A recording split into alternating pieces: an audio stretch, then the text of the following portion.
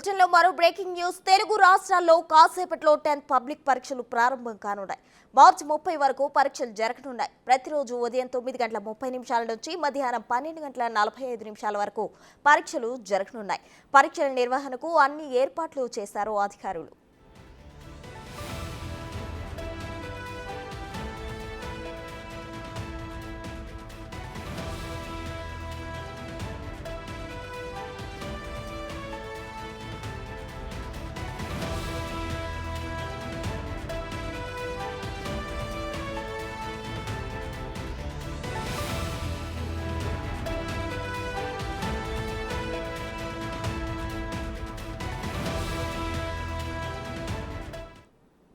ఇదే అంశానికి సంబంధించి మరింత సమాచారం మా ప్రతినిధి రామ్ ప్రసాద్ అందించడానికి సిద్ధంగా ఉన్నారు. చెప్పండి రామ్ ప్రసాద్, తెలుగు రాష్ట్రాల్లో కాసేపట్లో 10th పబ్లిక్ పరీక్షలు ప్రారంభం కానున్నాయి. అధికారులు ఎటువంటి చర్యలు తీసుకుంటున్నారు చెప్పండి.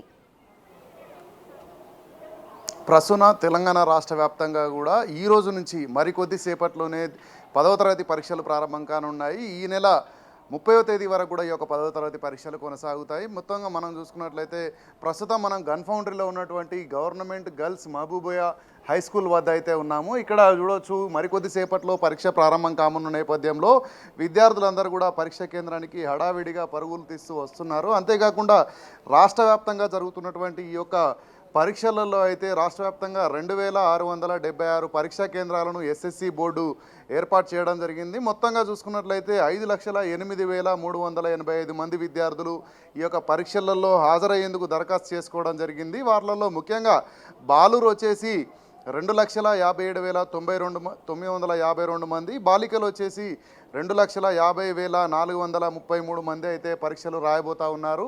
ఈరోజు తొలి పరీక్ష కావడంతో విద్యార్థులందరూ కూడా కొంత సమయానికంటే కూడా ముందుగానే ఇక్కడ పాఠశాలకు చేరుకోవడం జరుగుతుంది. వారి ఎగ్జామ్ సెంటర్స్కి చేరుకుంటా ఉన్నారు. ఎందుకంటే తొలి రోజు వారికి కేటాయించినటువంటి తరగతి గదులే కానీ అదేవిధంగా వారికి కేటాయించినటువంటి హాల్ టికెట్ నెంబర్ అనుగుణంగా అయితే ఆ సీట్లను వాళ్ళు కొంత వెతుక్కోవాల్సినటువంటి అవసరం ఉన్న నేపథ్యంలో ఇప్పటికే అధికారులు కూడా పరీక్ష తొలి రోజు మాత్రం 45 నిమిషాల ముందు హాజరైతే ఎలాంటి ఇబ్బంది లేకుండా అయితే పరీక్షలు రాసేందుకు విద్యార్థులకు అవకాశం ఉంటుందని చెప్తున్న నేపథ్యంలో తదుపరి రోజుల్లో అరగంట ముందు వచ్చినప్పటికీ కూడా విద్యార్థులకు కొంత ఇబ్బంది ఉండదని చెప్పేసి చెప్తున్న నేపథ్యంలో ఖచ్చితంగా విద్యార్థులందరికీ కూడా వేసవికాలం నేపథ్యంలో ఇక్కడ త్రాగునీటిని సౌకర్యాన్ని కూడా ఇక్కడ పరీక్ష నిర్వాహకులు అయితే ఏర్పాటు చేయడం జరిగింది. అంతేకాకుండా ఇక్కడ ఎలాంటి మాస్ కాపీయింగ్కి అవకాశం లేకుండా అయితే విద్యార్థులను కేవలం వారికి పరీక్ష రాసేందుకు పెన్నులు వారికి సంబంధించినటువంటి సామాగ్రి తప్ప ఎలాంటి ఎలక్ట్రానిక్ గాడ్జెట్స్ని కూడా ఇక్కడ అధికారులు అనుమతించడం లేదు. పాఠశాల ఇక్కడ పరీక్షా కేంద్రంలోకి వెళ్ళేటువంటి విద్యార్థులను అయితే క్షుణ్ణంగా తనిఖీలు నిర్వహించి విద్యార్థులను ఒక్కొక్కరిగా హాల్ టికెట్ను కూడా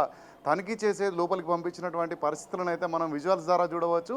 ముఖ్యంగా రాష్ట్ర వ్యాప్తంగా జరుగుతున్నటువంటి ఈ పరీక్షల్లో ఎక్కడ ఎలాంటి అవాంఛనీయ సంఘటనలు తలెత్తకుండా అయితే రాష్ట్ర ప్రభుత్వం అధికారులకు కీలకమైనటువంటి ఆదేశాలు జారీ చేయడం జరిగింది. ఎందుకంటే గతంలో చూసుకున్నట్లయితే గత ప్రభుత్వం నిర్లక్ష్యం కారణంగా తెలంగాణ రాష్ట్రంలో 10వ తరగతి పేపర్లు అయితే వాట్సాప్ సోషల్ మీడియా వేదికలలో చక్కర్లు కొట్టినటువంటి పరిస్థితులను మనం గతంలో చూడడం జరిగింది. అలాంటి పరిణామాలకు తావివ్వకుండా ప్రస్తుతం అధికారులందరూ కూడా కొంత సంయమనం పాటించి విధి నిర్వహణలో ఎలాంటి ఇక్కడ ఇబ్బందులు తలెత్తకుండా విద్యార్థుల జీవితాలతో ముడిపడిన నేపథ్యంలో ఇలాంటి లీకేజీలకు తావివ్వకుండా అయితే ఇక్కడ పరీక్షలను పారదర్శకంగా నిర్వహించాలని రాష్ట్ర ముఖ్యమంత్రి రేవంత్ రెడ్డి వివిధ శాఖల అధికారులకు కూడా ఇప్పటికీ ఆదేశాలు జారీ చేసిన నేపథ్యంలో పరీక్షా కేంద్రాల చుట్టూ కూడా 100 మీటర్ల వరకు కూడా 144 సెక్షన్ను ఇక్కడ పోలీసులు అయితే భారీ భద్రత కూడా ఏర్పాటు చేయడం జరిగింది. అంతేకాకుండా మనం చూడవచ్చు గతంలో అయితే 10వ తరగతి కానీ ఇంటర్మీడియట్ పరీక్షలు కానీ వీటన్నిటికి కూడా 1 నిమిషం ఆలస్యం అయితే పరీక్షకు అనుమతించినటువంటి నిబంధన అందుబాటులో అమల్లో ఉండేది. కానీ ప్రస్తుతం ఇటీవల కొన్ని పరిణామాల దృష్టిలో అయితే